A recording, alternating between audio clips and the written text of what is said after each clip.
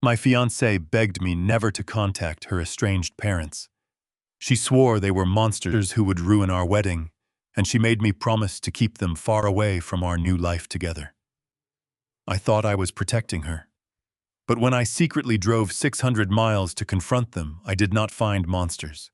I found a locked basement door, a heavy medical ventilator, and a secret so horrifying it made my blood run cold. If you are listening to this, pay close attention. The person sleeping next to you might not be who you think they are. I am Harrison Caldwell. I am 77 years old. For 4 decades, I built a commercial supply empire that stretched across the entire Midwest of the United States. I spent my life negotiating cutthroat contracts, anticipating the hidden motives of men who smiled while trying to bankrupt me and crushing competitors who thought they could outsmart me. I know how to read people. I know when a man is lying across a boardroom table, and I know when a deal is too good to be true. But loneliness is a terrifying thing. It acts like a heavy blindfold covering your eyes to the glaring red flags waving right in front of you. After my wife passed away 10 years ago, my massive estate in the Chicago suburbs became a silent, echoing tomb. Then came Melanie. She was 52 years old, sophisticated, soft-spoken, and seemingly perfect. She carried herself with the grace of a woman who had been through unimaginable hardship, but emerged stronger and kinder for it. I was completely captivated. Within a year, I proposed. It all started to unravel on a Tuesday afternoon in a high-end bridal boutique on Michigan Avenue. I was sitting on a plush velvet sofa in a private VIP suite. The room smelled of fresh white orchids and expensive champagne. 3 boutique's attendants hovered around Melanie like she was royalty. She stood on the pedestal in front of a floor-to-ceiling mirror, wearing a custom-designed $40,000 lace gown that I was happily paying for. She looked absolutely breathtaking. I took a sip of my espresso, feeling a profound sense of warmth and protective pride. I wanted to give her the world. I wanted her to have the perfect, loving family experience she claimed she never had. So with the absolute best of intentions, I smiled and set my porcelain cup down on the glass table. "Melanie, darling," I said smoothly, "I was speaking with my pilot this morning. I thought it would be a wonderful surprise to send the private jet to Pennsylvania next week. We can fly your parents out here to Chicago, put them up in a nice suite at the Drake Hotel, and get them fitted for the wedding. It is time we officially met." The reaction was not what I expected. It was not a polite decline. It was not a nervous hesitation. It was sheer, unadulterated panic. Melanie froze. Her entire body went rigid, as if a high-voltage electric current had just shot through her spine. The color completely drained from her face, leaving her pale and ghostly under the bright showroom lights. "No," she gasped, her voice trembling. She took a sudden, violent step backward off the pedestal. In her blind panic, the heel of her designer shoe caught the edge of her imported French lace veil that was trailing beautifully across the thick carpet. She lost her balance and stumbled hard. The sound of the delicate $10,000 lace ripping violently echoed through the quiet room like a gunshot. The veil, a masterpiece of craftsmanship that took months to create, was now nothing more than shredded fabric. It felt entirely too symbolic. The 3 attendants gasped in unison and rushed forward to catch her and examine the ruined silk.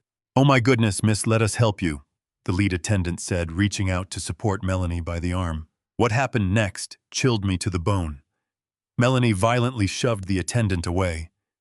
The elegant, soft-spoken woman I had fallen in love with vanished in a split second, replaced by someone feral and terrifying. "Get out!" Melanie shrieked at the top of her lungs.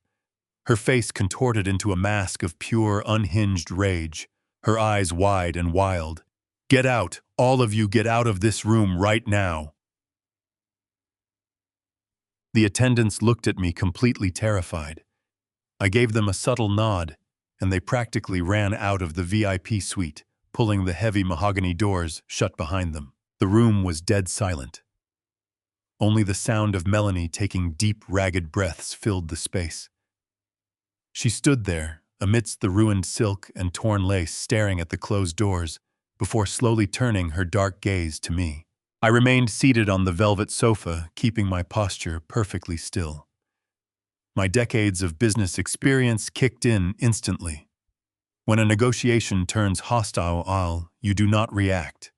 You observe. And I was observing a woman who looked exactly like a cornered predator. Melanie did not apologize for her outburst. She did not express regret over the destroyed dress. Instead, she marched across the room and closed the distance between us. She leaned down, grabbed my left forearm, and squeezed. Her manicured nails dug into my skin so hard that I could feel the immediate sting of incoming bruises. "I told you," she hissed, her voice dropping to a harsh, venomous whisper that I had never heard from her before. "I told you, Harrison. They will never be at this wedding. Do you understand me? If you contact them, if you bring them here, the wedding is off." I looked down at her hands, gripping my arm, then slowly up to her eyes. They were completely devoid of warmth. This was not the reaction of a woman who was simply estranged from her family or embarrassed by their humble background. This was the reaction of someone whose very survival depended on keeping a door securely locked shut. "Melanie," I said calmly, deliberately keeping my voice low and steady, "you are hurting my arm." She blinked as if suddenly waking up from a trance. She looked down at her hands, realizing how hard she was gripping me. She instantly let go and took a large step back, her chest still heaving. The ferocious anger vanished just as quickly as it had appeared, instantly replaced by a flood of tears. She covered her face with her hands and began to sob loudly, her shoulders shaking with apparent devastation. But the damage was already done.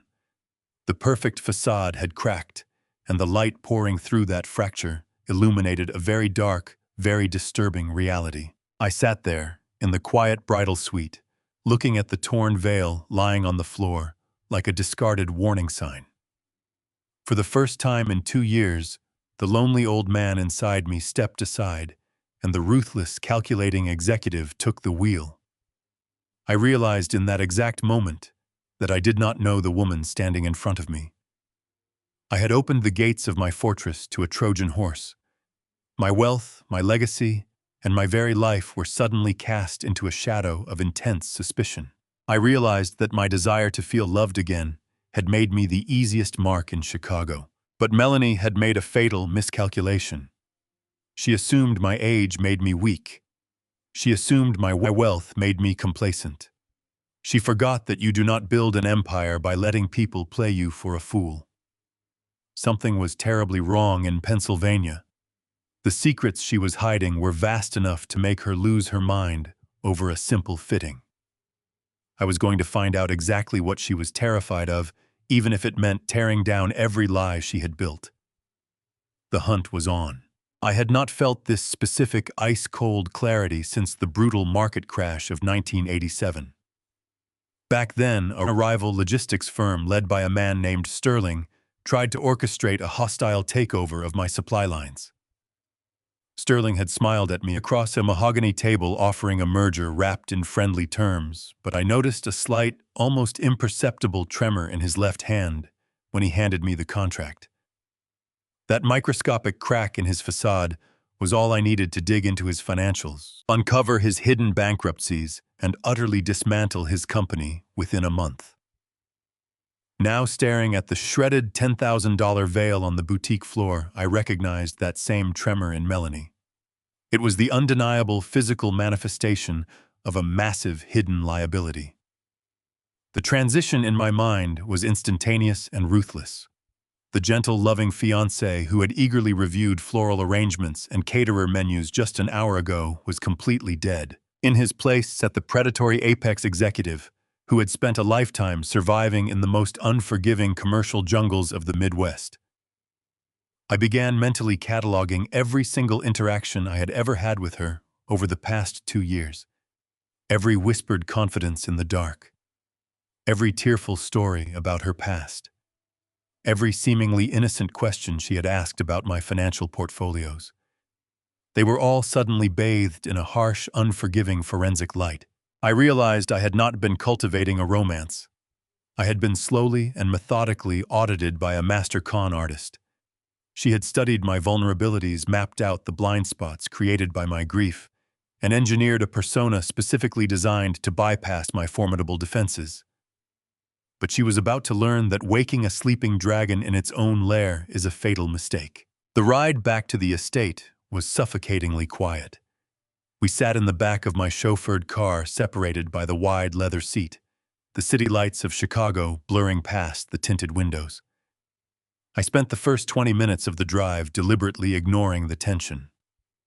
I pulled out my phone and finalized a supply chain contract for a structural steel shipment. It was a multi-million-dollar deal, the kind of negotiation that required absolute focus, but my mind was completely locked on the woman sitting beside me. I was testing her. I wanted to see how long she could sit in the silence before she felt the need to fill it with an explanation. She did not disappoint. As we merged onto the highway heading toward the suburbs, I heard a soft, sharp intake of breath. I turned my head just in time to see a single tear roll down her cheek. It was a masterful performance. She did not wail or make a scene right away. She simply turned her face toward the window, letting her shoulders shake just enough for me to notice. "Melanie," I said, keeping my tone gentle, playing the part of the concerned fiancé. "What is going on? Talk to me." That was the cue she was waiting for. She collapsed against my chest, burying her face into the lapel of my suit. The hysterical tears broke loose, flooding out of her as if a dam had burst. She gripped my jacket with trembling hands, weeping with such intense sorrow that any ordinary man would have felt an overwhelming urge to protect her. "I am so sorry, Harrison," she sobbed, her voice muffled against my chest. "I am so incredibly sorry. I never wanted you to see that side of me.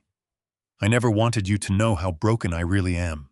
I wrapped my arm around her shoulder, staring straight ahead at the partition separating us from the driver. "You said your parents would ruin the wedding. You said they would destroy everything. Why would you say that about your own flesh and blood?" She pulled back slightly, wiping her eyes with trembling fingers.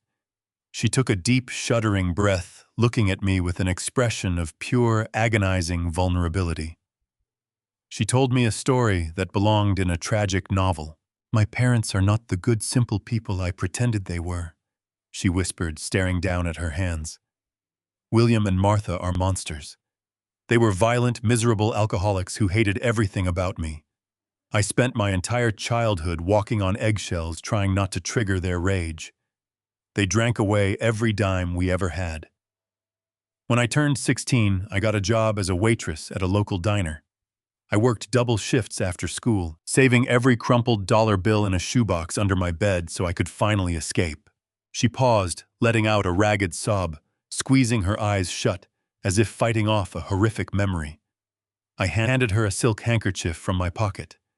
She took it gently, dabbing her eyes before looking back up at me. "The week before I turned 18, my father found the box," she continued, her voice trembling. "He took it all. 2 years of my blood and sweat gone in an instant. When I confronted him, he beat me so mercilessly, I ended up in the emergency room. Martha just stood in the kitchen and watched. She did not even flinch. The moment I was discharged from the hospital, I packed a single duffel bag and got on a bus. I ran away, Harrison. I ran away, and I built my entire life from scratch. I swore I would never let those people back into my world." She leaned heavily into my side, resting her head against my shoulder. I stroked her hair, maintaining a steady, rhythmic motion. It was a very tragic, horrifying story. It was the kind of story that explained the panic in the bridal boutique perfectly. It justified her fear, her anger, and her desperate need for control. "I just wanted to leave the past in the past," she murmured, her voice sounding so small, so incredibly fragile.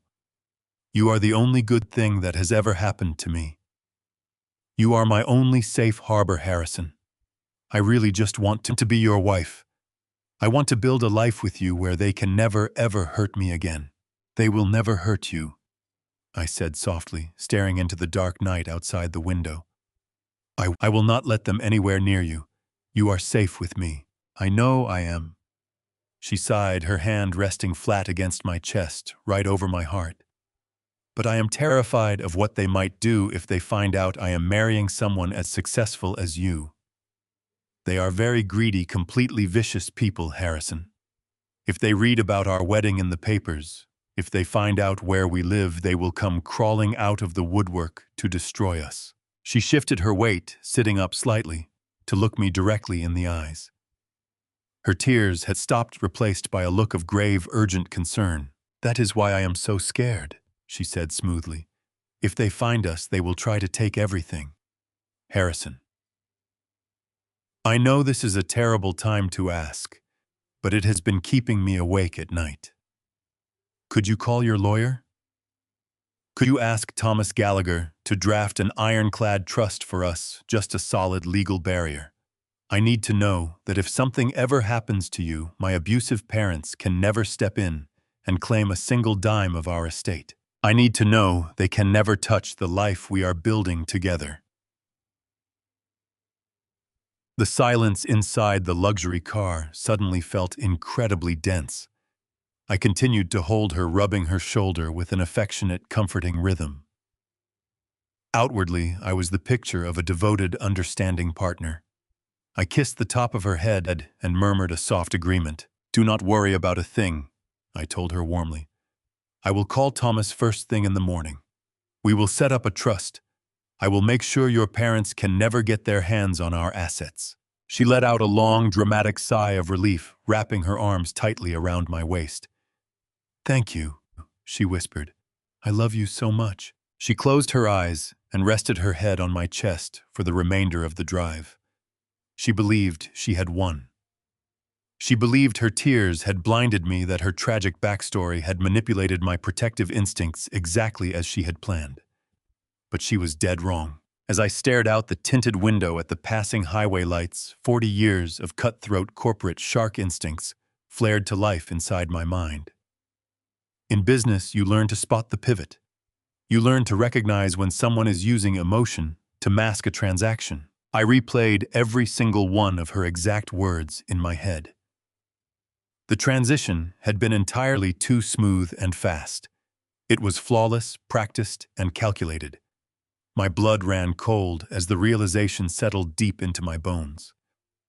Why would a terrified abuse survivor, someone who had supposedly been estranged from her violent parents for over 30 years, instantly pivot a conversation from severe childhood trauma directly to estate trusts? The morning sun broke through the heavy silk curtains of my bedroom, casting cold shadows across the hardwood floor. I had not slept a single minute.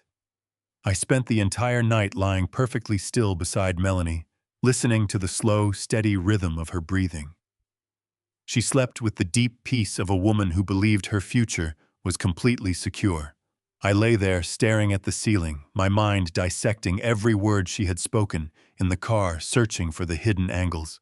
When you spend a lifetime dismantling hostile takeovers, you learn that the most dangerous lies are the ones wrapped in painful truths. At 7 o'clock, Melanie slipped out of bed and walked into the master bathroom. A few moments later, the heavy sound of the rain shower echoed through the suite. I sat up, rubbing the exhaustion from my eyes. I reached over to the nightstand to grab my tablet so I could check the early morning stock market futures.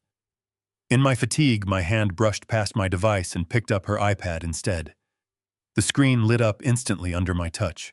I was about to set it back down when a banner notification slid smoothly across the center of the illuminated glass. I stared at the notification.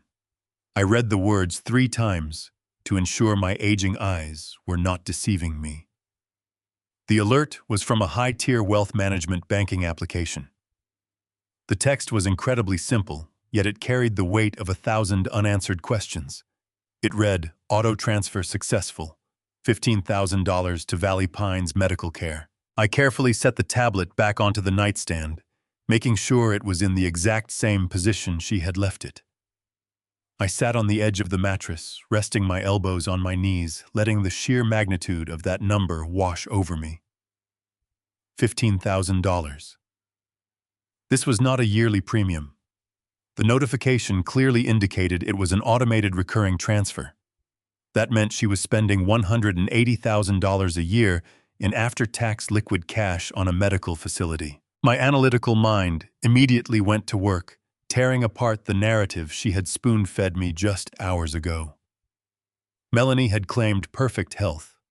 She was an avid runner, she ate a flawless diet, and her recent medical exams for our joint life insurance policy had come back absolutely pristine. Furthermore, she had explicitly sworn to me through hysterical tears that she had no living relatives she spoke to. She had no children. She had cut off her abusive parents over 30 years ago. She painted herself as an isolated victim who had absolutely no one in the world but me. So who on earth was she keeping alive for $15,000 a month? That kind of money did not pay for casual therapy or outpatient rehabilitation. That was elite round-the-clock private intensive care money.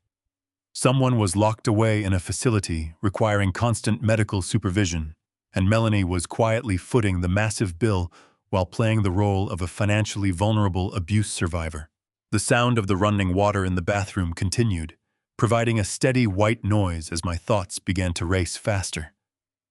I stood up and walked over to the window, looking out over the sprawling manicured lawns of my estate. As I stared out at the morning frost, a sudden chilling realization hit me. I connected the $15,000 medical bill to another recent change in her behavior, a habit so seemingly innocent that I had completely overlooked it until this exact moment. 3 weeks ago, Melanie had suddenly developed a deep interest in my evening routine. She claimed she had been reading about cardiovascular health for seniors and wanted to help me lower my blood pressure. She went out and purchased a very specific dark loose-leaf herbal tea. Every single night since then, without fail, she would boil the water herself. She refused to let the housekeeper do it. She would bring the steaming porcelain cup into my study, set it on my desk, and sit in the leather chair across from me. She would stay there making light conversation, watching me closely until I had swallowed every last drop. I had thought it was endearing. I had thought it was the sweet, protective nature of a woman who deeply cared for her future husband. Now viewed through the lens of a massive secret medical expense and her desperate, panicked plea for an ironclad trust fund, that nightly tea ritual took on a terrifying new dimension. She had pivoted from a story about childhood abuse to demanding a secure estate trust. She was secretly draining a fortune into an unknown medical facility, and she was suddenly obsessing over exactly what I ingested every night before bed. The pieces of the puzzle were snapping together, and the picture they formed was lethal. I took a deep breath, smoothing down the front of my silk pajamas. I was not going to confront her. Confrontation is the weapon of the unprepared. I needed evidence. I needed to know exactly what was in that dark, bitter liquid she was so determined to watch me consume. I spent the rest of the day playing my role perfectly. I kissed her cheek when she stepped out of the shower. I complimented her outfit. I told her I had already left a message for my lawyer, Thomas Gallagher, to begin drafting the protective trust she wanted. The relief that washed over her face was palpable. She smiled, her eyes shining with what looked like genuine love, and kissed me deeply. It took every ounce of my willpower not to pull away from her touch. When evening finally arrived, I retreated to my private study. The heavy oak doors were closed, the amber lamps casting a warm, deceptive glow across the room. I unlocked the bottom drawer of my mahogany desk and pulled out a small, sterile steel travel flask. I unscrewed the cap and slipped the flask discreetly into the deep inside pocket of my smoking jacket. Then I sat in my armchair, opened a financial report, and waited for the performance to begin. Right on schedule, at exactly 9. The brass handle of the study door turned. Melanie walked in, radiating domestic warmth. She was wearing a soft cashmere robe, her hair tied loosely behind her neck. In her hands she carried a silver tray, holding a single steaming porcelain cup of the dark herbal tea. "Here you go, my love," she murmured softly, stepping up to my desk and placing the saucer right next to my reading glasses. "It is still quite hot. Let it sit for just a minute before you drink it." "Thank you, darling," I replied, giving her a tired, grateful smile. She walked around the desk and sat in the leather chair opposite me, crossing her legs and resting her hands in her lap. She looked completely relaxed, but I noticed the subtle intensity in her gaze. Her eyes were locked on the cup. I picked up the porcelain handle, feeling the heat radiate through the fine china. I brought it up toward my face, letting the bitter, earthy steam rise into my nostrils. I parted my lips as if to take a sip, then suddenly lurched forward, bringing my other hand up to my chest. I forced a harsh, violent cough from my lungs. I hacked loudly, turning my head away from her, my shoulders heaving with the effort. I placed the cup back down on the saucer with a loud clatter, continuing to cough aggressively into my fist. "Harrison," she said, her voice laced with immediate concern. She stood up, taking a step toward the desk. "Are you all right?" "I am fine," I wheezed, waving her off while keeping my head turned. "Just a tickle in my throat. Darling, could you do me a favor? My throat is incredibly dry. Could you go to the kitchen and fetch me a glass of ice water, perhaps with a spoonful of honey?" She hesitated. I could see the conflict in her posture. She did not want to leave the room while the tea was sitting there untouched. "Please, Melanie," I rasped, forcing another deep, rattling cough. "My throat is burning." "Of course," she said quickly, her sympathetic persona overriding her hesitation. "I will be right back. Just rest." The moment she turned her back and walked out the heavy oak doors, my coughing ceased entirely. My movements became sharp, silent, and ruthlessly efficient. I pulled the sterile steel flask from the inside pocket of my jacket. I grabbed the porcelain cup and poured the dark, steaming liquid directly into the narrow neck of the flask, careful not to spill a single drop on the mahogany desk. Once the cup was completely empty, I screwed the steel cap back on tightly and slipped the hidden flask back into my jacket. The heavy oak doors of the study offered a temporary sanctuary, but the silence inside the room was suddenly deafening. The only sound was the steady, rhythmic ticking of the antique grandfather clock, standing in the corner, its brass pendulum swinging like a metronome, counting down the remaining minutes of a desperate man's life. I stood behind my massive desk, feeling the cold, hard weight of the steel flask pressing securely against my ribs through the fabric of my smoking jacket.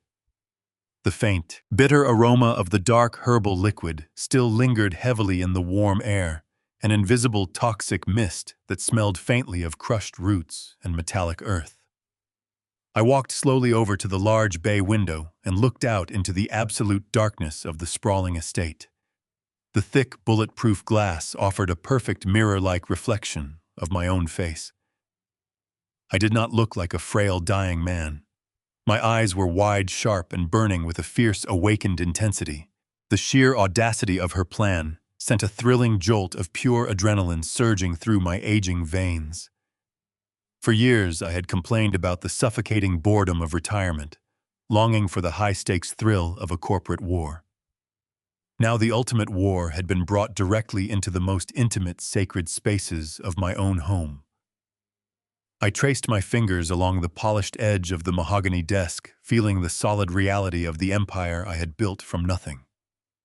She was downstairs right now, washing dishes, humming a tune, fully believing she had just successfully administered another dose of a slow, creeping death. She believed she was the sole architect of my demise.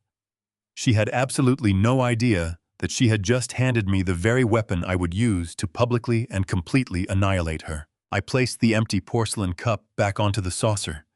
I leaned back in my armchair, resting my hands comfortably on my lap, and let out a long, slow breath. Less than a minute later, the door swung open. Melanie hurried back into the study, holding a crystal glass of ice water. She rushed over to my side, her eyes darting immediately to the saucer on the desk. She saw the completely empty porcelain cup.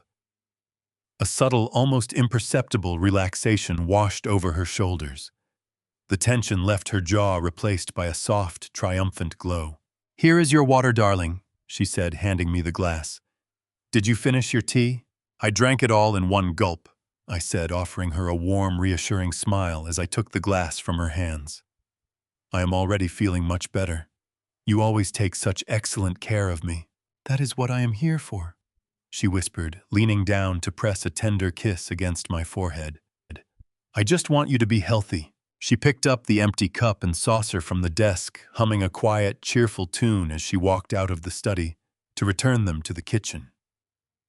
I sat alone in the amber light, feeling the solid weight of the hidden steel flask pressing against my ribs. I did not feel the crushing devastation of a broken heart. I felt the cold, familiar thrill of a corporate war. She thought she was manipulating a lonely, desperate old man. She had no idea she had just invited a predator into her own trap. The hunt had officially begun. The next morning, I woke up before dawn and drove my car to the Oak Ridge Private Country Club. The expansive grounds were perfectly manicured, the morning dew still clinging heavily to the pristine green fairways. It was the kind of exclusive, isolated place where powerful Chicago executives made quiet, multi-million-dollar deals over aged scotch and imported cigars. I parked my own vehicle, walked straight past the eager valet attendants without a single glance, and headed directly to the secluded private dining room located in the very back of the establishment. Sitting perfectly still at a dimly lit corner table nursing a steaming cup of bitter black coffee was my lawyer, Thomas Gallagher. Thomas had been my lead corporate attorney and closest personal confidant for over 30 long years. He had personally helped me navigate vicious, bloodthirsty corporate buyouts, fend off aggressive competitors, and ruthlessly protect the commercial supply empire I had built from nothing. I trusted his absolute discretion. I slid into the heavy leather booth directly across from him.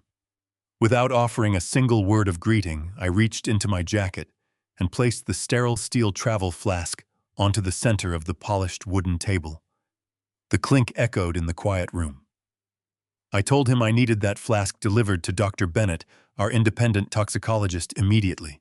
I instructed him to have the contents analyzed for any chemical or pharmaceutical anomalies. I wanted a full breakdown of every molecule inside that liquid. Thomas simply nodded and slipped the flask into his briefcase. Then I gave him his second task. I needed the current tax records for two people named William and Martha living in Scranton, Pennsylvania. Thomas pulled out his secure tablet and went to work. 15 minutes later, he slid the tablet across the table. The screen displayed a property record and a satellite image of an address on the industrial outskirts of Scranton.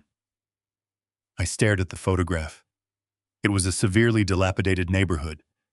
The house was a rotting structure with a sagging roof and a yard full of weeds. It was a portrait of crushing poverty. It did not look like the home of two people receiving $180,000 a year in secret medical payments. I thanked Thomas, memorized the address, and formulated my strategy. If I hired a private investigator, I risked tipping my hand. When the stakes involve your own survival, you do not outsource the final inspection. You go to the warehouse yourself. I needed to see whatever terrifying reality was hiding inside that decaying house. But I needed a bulletproof reason to disappear for a few days, a reason that Melanie would never question. I left the club and drove straight back to my estate. When I walked through the foyer, I found Melanie in the sunroom arranging white lilies.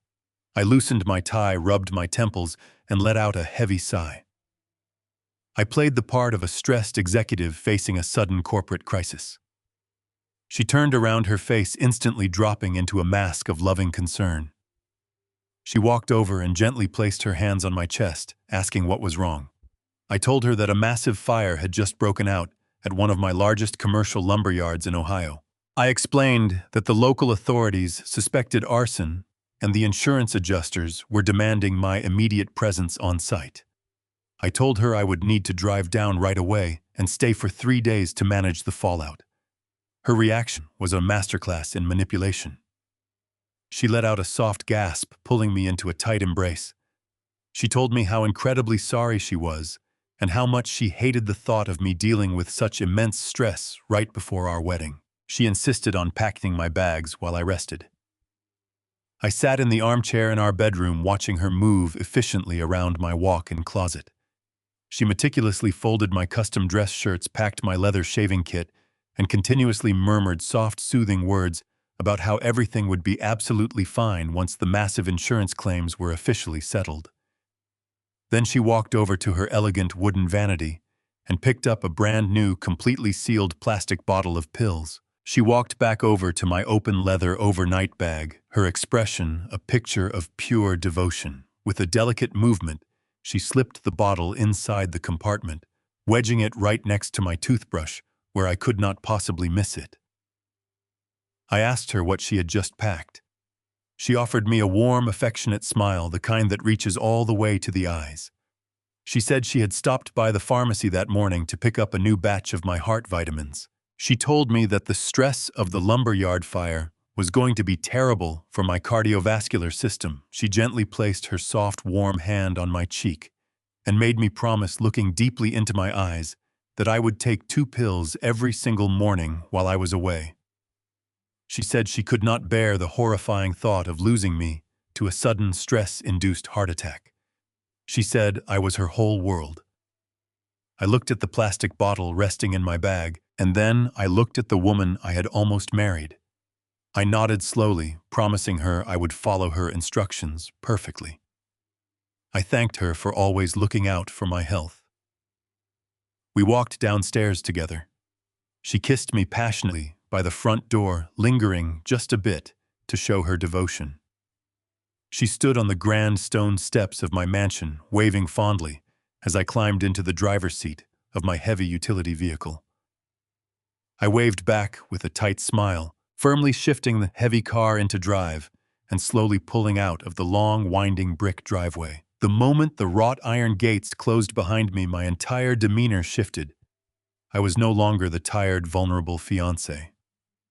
I reached over to the passenger seat, unzipped my leather bag, and pulled out the bottle of heart vitamins she had packed. I stared at the bright white plastic and the generic printed label. I tossed the heavy plastic bottle directly into the center console, making sure to keep it exactly where I could see it at all times. I merged onto the interstate. The digital navigation system on my dashboard lit up, offering a direct route south toward the lumberyards in Ohio. I reached out and tapped the screen, canceling the route entirely.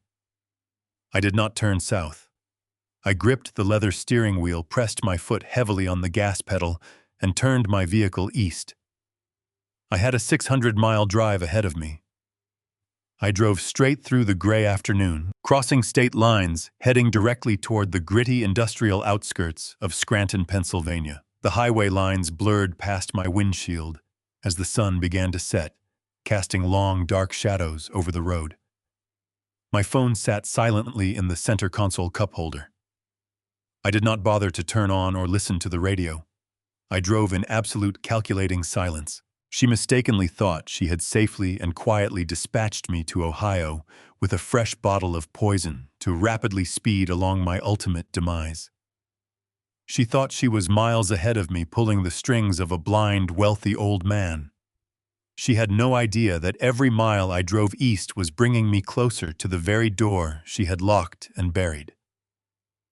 I was heading straight into the dark, terrifying heart of her completely fabricated past, and I was going to tear it wide open to expose the absolute truth. The transition from the open highway to the industrial outskirts of Scranton felt like descending into a forgotten era. The bright, crisp afternoon gave way to a dense gray overcast that seemed to permanently hang over the valley. I navigated my heavy vehicle through a maze of cracked asphalt roads lined with abandoned factories and rusted chain-link fences. The deeper I drove into the neighborhood Thomas had identified, the more the crushing weight of poverty became visually apparent. The houses here were not just old, they were dying. Roofs sagged under the weight of neglect, front porches leaned precariously, and the yards were choked with dead, overgrown weeds. I slowly pulled my luxury SUV to the curb, parking a few houses down from the specific address displayed on my navigation system. I turned off the engine and sat in the heavy silence of the car, looking through the windshield at the structure that was supposedly the childhood home of my elegant, sophisticated fiancé. It was a rotting 2-story wood frame house with peeling gray paint. The front steps looked as though they would collapse under the weight of a single footstep. The windows were clouded with years of grime, and several panes were patched with thick silver duct tape. This was the environment Melanie claimed she had fled from. According to her tearful story, in the back of my Rolls-Royce, this was the fortress of her violent alcoholic parents who had stolen her hard-earned money. But as I sat there observing the sheer pathetic reality of the property, my corporate instincts continued to sound the alarm. This was not the home of people receiving $180,000 a year in secret automated bank transfers. People with that kind of untraceable cash income did not patch their windows with tape or let their roof rot into their living room. I stepped out of the vehicle, the cold Pennsylvania wind biting through my wool overcoat. I walked down the cracked sidewalk, my expensive leather shoes crunching over broken glass and dead leaves. I approached the sagging front porch and carefully climbed the 3 wooden steps, testing my weight before shifting entirely. I stood in front of the weathered door. There was no doorbell, only a rusted brass knocker that looked like it had not been polished in decades. I raised my hand and knocked 3 times, the sound echoing hollowly against the decaying wood. I waited in the biting wind. For a long moment, there was absolutely no response.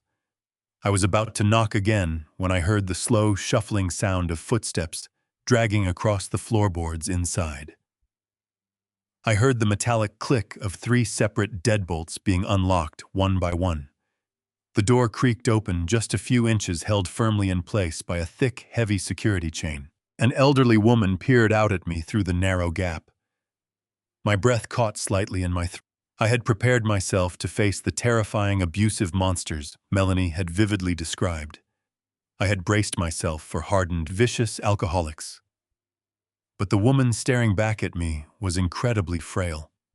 Her shoulders were hunched, her skin was paper-thin and deeply lined with exhaustion, and her hands gripping the edge of the door trembled uncontrollably.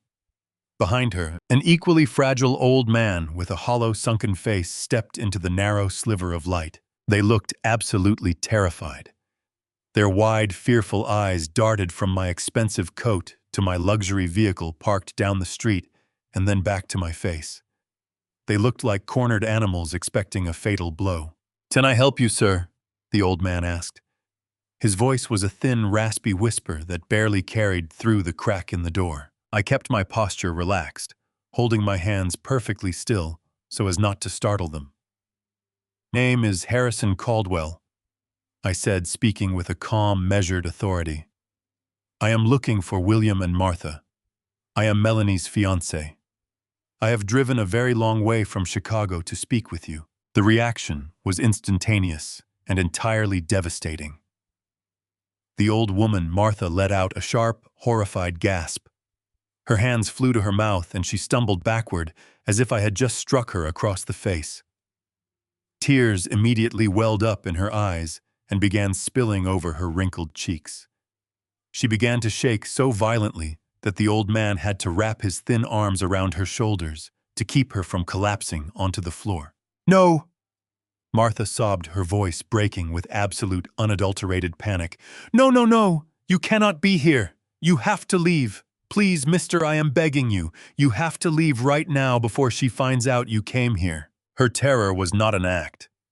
It was a visceral, suffocating fear that radiated from her very bones. She was not a monster. She was a hostage to her own dread. She looked past me, scanning the empty street with wild, panicked eyes, as if expecting Melanie to suddenly emerge from the shadows and strike them down. "She told us never to speak to anyone." William added, his voice trembling with the same intense fear. He moved to close the door. "Please, sir, if she finds out we opened the door for you, she will do exactly what she promised. She will ruin us. You must go back to Chicago. Forget you ever saw this house." I placed my leather-gloved hand firmly against the decaying wood of the door, preventing him from closing it. I did not push aggressively, but I applied enough pressure to let him know I was not leaving. "I am not going anywhere," I said, dropping the polite facade and letting the iron resolve of my business persona take over. "Your daughter is planning to marry me. She told me you were violent abusers. She told me she fled from this house 30 years ago and never looked back. But I know that is a lie. I know about the automated bank transfers, William. I know that Melanie is sending you $15,000 every single month." The old man froze. The blood drained entirely from his hollow face. I looked past him, scanning the dark, squalid interior of their living room. The wallpaper was peeling in massive strips.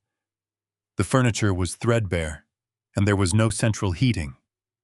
Only a small, dangerous space heater glowing in the corner. "Look around you." I continued, my voice sharp and demanding. "You are living in absolute poverty. There is no heat in this house. The roof is collapsing. So I am going to ask you one simple question, and I expect the absolute truth. Where is the $15,000 going?" The question hung in the freezing air. Martha let out a muffled wail, burying her face into her husband's chest. William stared at me, his chest heaving as he fought a terrifying internal battle. He looked at my unyielding expression, realizing that I was not a man who could be easily dismissed. Suddenly, William reached his trembling hand through the gap in the door. He grabbed the heavy wool fabric of my overcoat with surprising, desperate strength. "Come inside," he whispered frantically, his eyes darting to the street one last time. "Come inside right now before someone sees you." He unhooked the heavy security chain and pulled the door open just wide enough for me to step through. The moment I was across the threshold, he slammed the door shut behind me, rapidly sliding all 3 deadbolts back into place. The inside of the house smelled of damp wood, old dust, and an overwhelming scent of clinical antiseptic. It was an odor that did not belong in a decaying residential home. I stood in the dim hallway, looking down at the 2 terrified elders. William let go of my coat. He took a deep, shaky breath, looking at me with eyes completely hollowed out by sorrow and fear. "The money is not for us, Mr. Caldwell," the old man whispered, his voice cracking under the weight of a horrific secret. "We do not touch a single penny of it for ourselves. We are just the wardens. We are doing exactly what she forces us to do." "If the money is not for you," I asked, maintaining my rigid composure, "then what is it for?" William slowly turned his body. He pointed down the dark, narrow hallway toward the back of the house. At the very end of the corridor, contrasting sharply with the rotting wood and peeling wallpaper, was a thick, heavy steel door. It looked like the entrance to a secure medical vault. "It is to keep him breathing," William whispered. My eyes locked onto the heavy steel door leading down to the basement. From beneath the thick, I could hear a faint, rhythmic, mechanical sound echoing through the floorboards. It was the slow, steady hiss and pump of a heavy medical ventilator. The descent into the basement felt like walking downward into a highly sanitized, mechanized purgatory. The wooden stairs creaked dangerously under my weight, but the air grew immediately warmer, artificially heated to a precise clinical temperature that stood in horrific contrast to the freezing, rotting house above. As my eyes adjusted to the harsh, bright fluorescent tube lighting mounted on the concrete ceiling, the full, terrifying scope of her operation was finally revealed. The peeling, damp walls of the basement had been meticulously covered with thick, sterile plastic sheeting, creating a makeshift, hermetically sealed medical bubble in the bowels of the earth. The smell of old dust and decaying wood was entirely overpowered by the sharp, suffocating stench of chemical bleach, rubbing alcohol, and medical-grade saline. In the absolute center of the concrete floor sat a state-of-the-art, fully articulated hospital bed, surrounded by a complex, glowing array of digital heart monitors, intravenous drip stands, and the massive, imposing bulk of the life support ventilator. Thick plastic tubes snaked across the floor like transparent vipers, connecting the frail, motionless body on the bed to the machines that forced his chest to rise and fall with an unnatural, terrifying rhythm. I stepped closer, my leather shoes clicking softly against the concrete, and looked down at George. His skin was paper-thin and translucent, stretched tightly over his skull. His eyes taped securely shut to prevent the corneas from drying out in his permanent vegetative slumber. The sheer sociopathic cruelty required to sustain this macabre setup was mind-bending. This was not medical care. This was a high-tech prison. She had effectively turned a human being into a living, breathing ATM machine, harvesting his wealth, while he remained permanently trapped in a silent, endless darkness. I stood completely still in the freezing, damp basement of that decaying house, staring in absolute horror at the rhythmic rise and fall of the mechanical ventilator. The heavy machine hissed and clicked with a sterile rhythm, forcefully pushing air into the fragile lungs of the comatose man lying on the hospital bed. This was George. This was the man Melanie was still legally married to. I looked down at the white plastic bottle of pills that Martha had just placed into my trembling right hand. It was the exact same bottle of heart vitamins that my seemingly loving fiancé had carefully packed into my leather travel bag just hours ago. The sheer, calculated evil of her master plan was materializing right in front of my eyes. Before I could utter another word to the terrified parents cowering behind me, a sharp, sudden vibration echoed loudly through the quiet basement. My encrypted cell phone was ringing in the inner pocket of my heavy wool overcoat. I reached inside, pulled the device out, and stared at the illuminated screen. The caller display clearly showed the name of Dr. Bennett, the highly specialized independent toxicologist Thomas had contacted on my behalf. I took a slow step away from the medical bed, deliberately walking toward the far, shadowy corner of the dark room to put some necessary distance between myself and the weeping couple. I firmly pressed the green button on the glass screen and brought the phone up to my ear, making sure to keep my voice perfectly low and completely steady. I informed the doctor that I was currently standing to receive his final analysis. Dr. Bennett did not waste any time offering polite, meaningless pleasantries. His tone was strictly professional, carrying a tremendous, suffocating weight of urgent medical concern. He informed me that he had successfully rushed the laboratory tests on the contents of the steel travel flask Thomas had delivered to his private clinic that morning. He stated unequivocally that the dark herbal tea I had provided was absolutely not a natural health remedy intended for lowering blood pressure. It was in fact a highly sophisticated, meticulously concentrated chemical cocktail. The primary active ingredient in the dark liquid was a massive lethal dose of digoxin, a highly powerful medication typically utilized by cardiologists to treat severe end-stage heart failure. However, when administered covertly to a perfectly healthy individual, especially a man of my advanced age, it becomes incredibly dangerous and potentially fatal. Dr. Bennett carefully explained that the dangerous digoxin had been expertly mixed with a specific, highly potent beta blocker.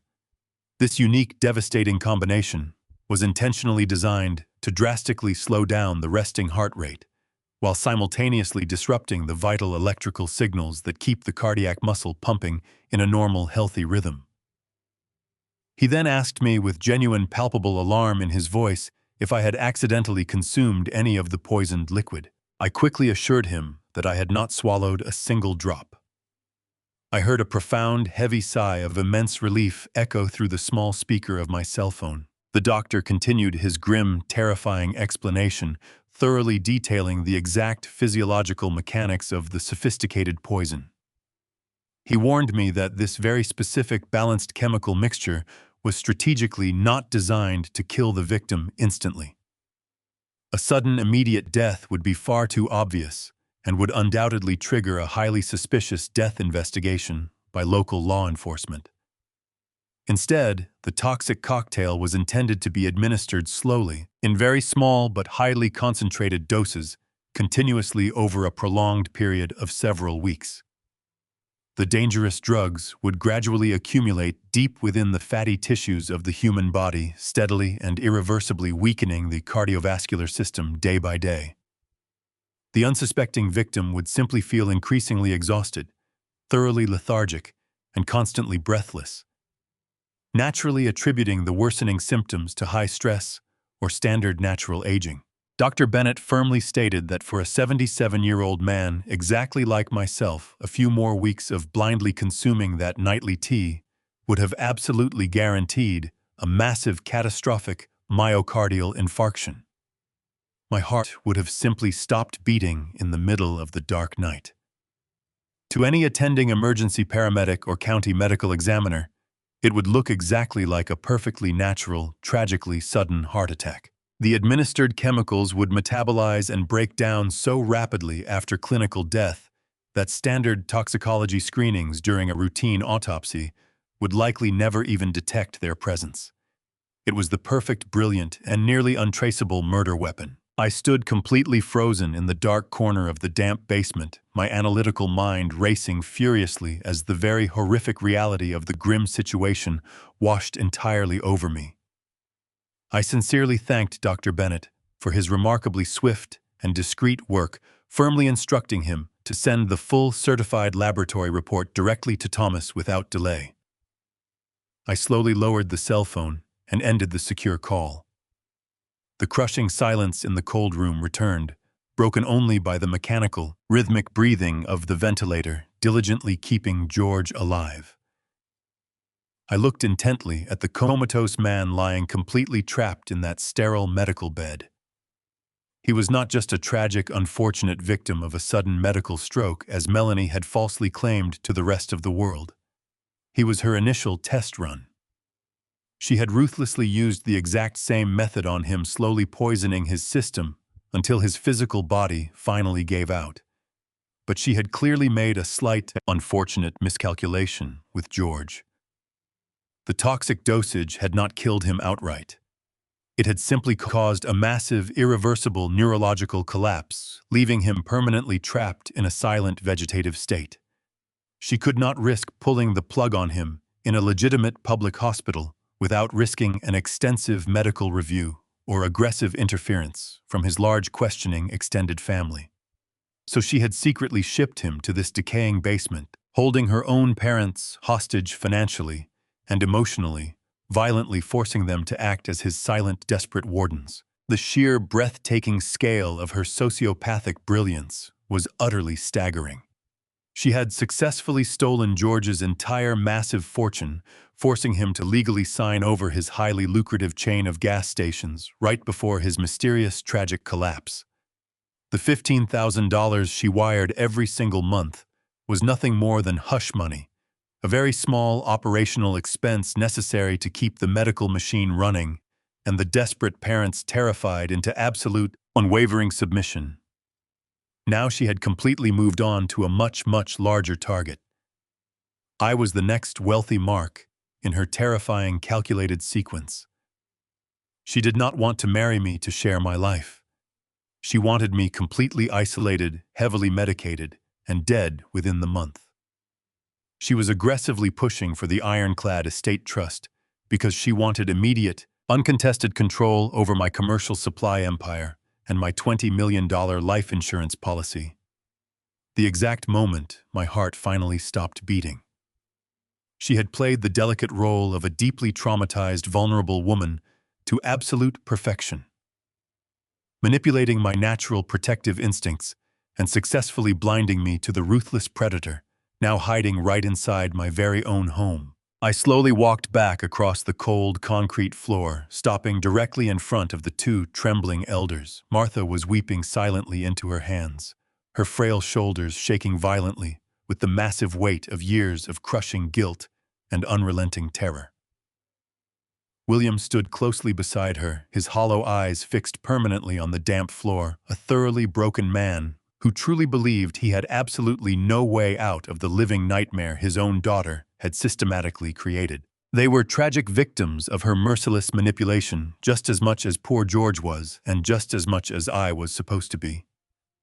I looked down at the generic plastic bottle of deadly pills, still resting heavily in my right hand, feeling the deceptively smooth surface of the white plastic against my skin.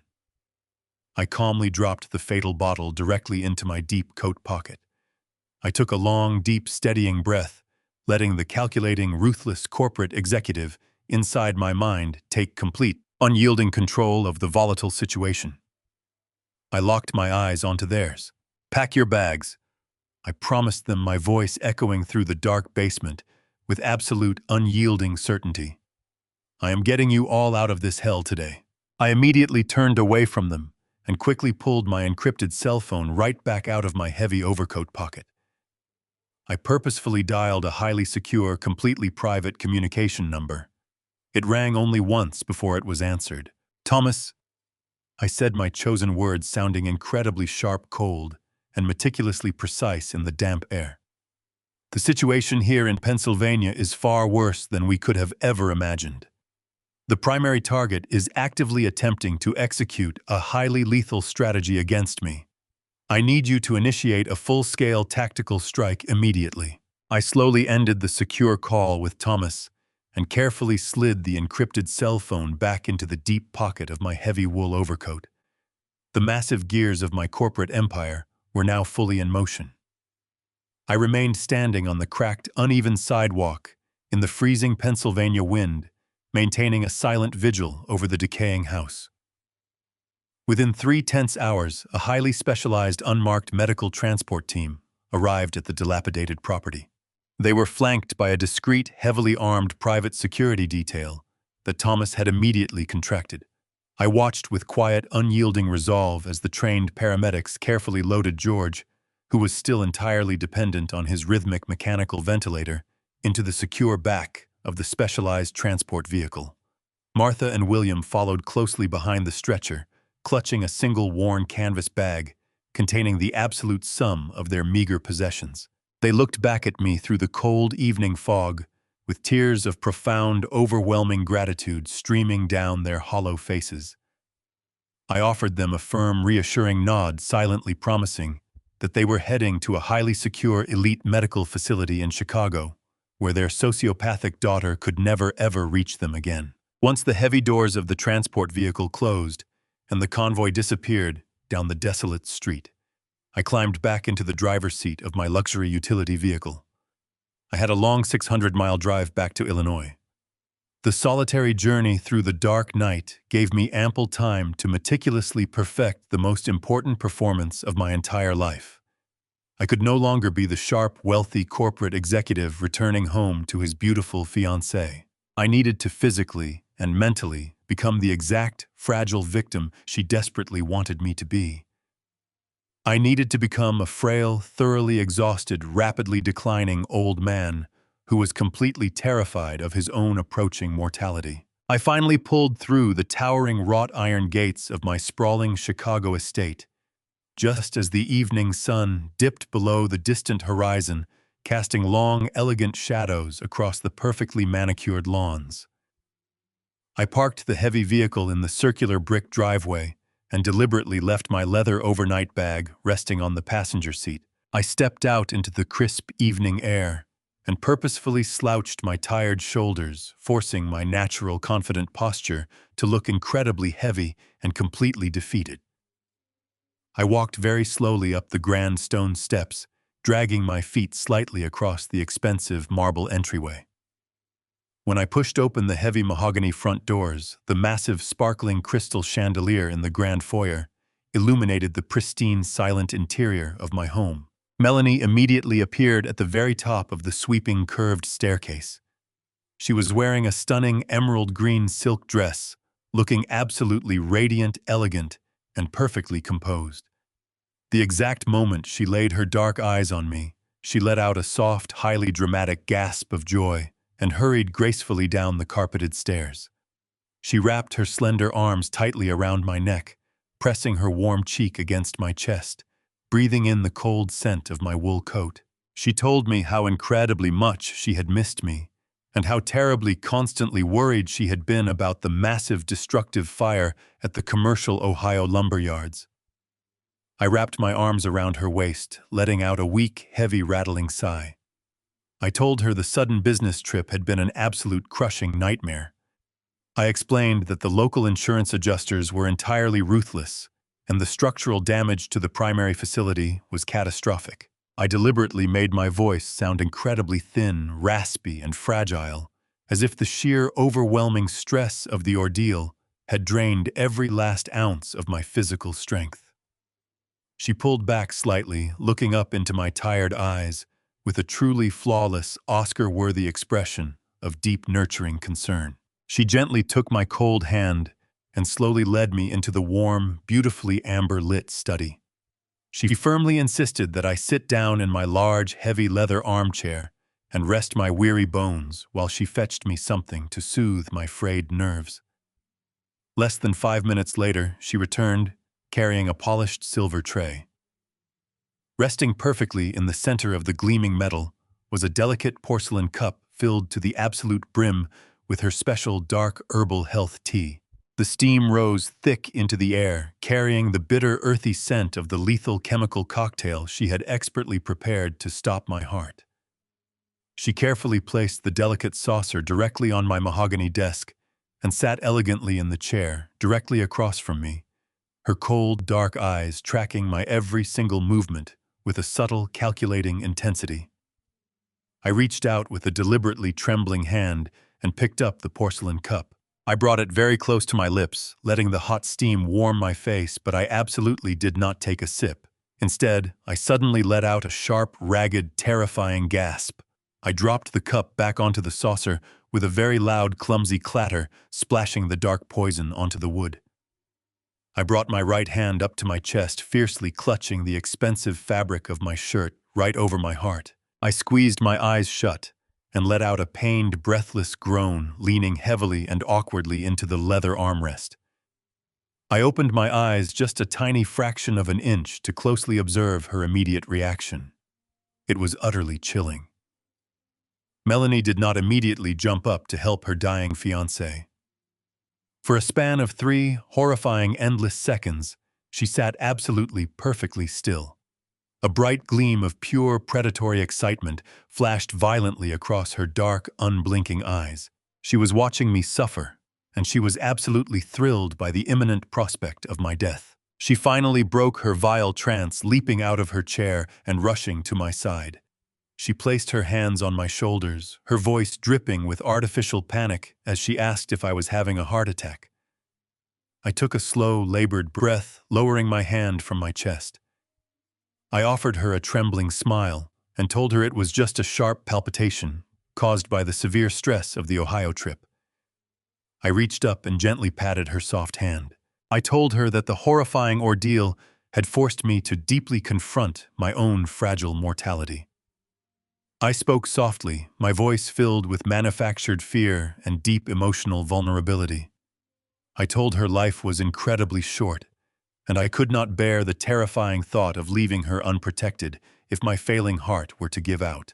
I declared that I wanted to sign the ultimate ironclad trust fund paperwork, immediately transferring the entirety of my commercial supply empire and my $20 million life insurance policy directly into her sole control. The sudden rush of triumph that illuminated her face was unmistakable. She kneeled beside my chair, kissing my hands with fervent devotion, whispering how much she loved me and how safe I made her feel. I pulled her close, gently, kissing her forehead. I insisted we conduct a public formal signing of these documents during our lavish rehearsal dinner at the elite steakhouse this coming Friday night. I truly wanted all my wealthy business partners to see how much I trusted her. Melanie eagerly agreed, nodding with rapid enthusiasm, completely unaware that she had just blindly swallowed the lethal bait whole. Friday evening arrived with a biting chill that swept off Lake Michigan, but inside the exclusive private ballroom at the elite steakhouse. The atmosphere was thick with intoxicating warmth and immense wealth. The heavy mahogany walls were lined with flickering gas lamps, casting a rich golden glow over 150 of the most powerful Chicago elites. These were not just casual friends. These were ruthless hedge fund managers, influential politicians, and aggressive commercial real estate tycoons. They were the very predators I had spent 4 decades doing business with, outsmarting them at every turn to build my supply empire. Tonight, however, they were gathered under the guise of celebrating my impending nuptials. I walked through the grand double doors of the ballroom, with my posture deliberately stooped, playing the role of the exhausted, hopelessly devoted older man to absolute perfection.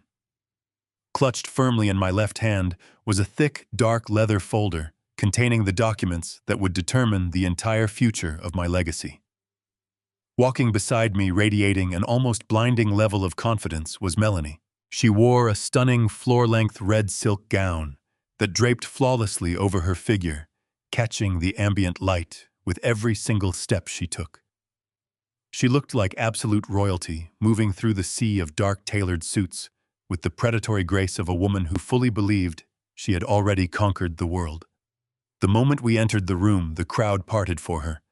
She immediately went to work, floating from table to table, flashing her brilliant, perfectly practiced smile and charming the most cynical business minds in the city.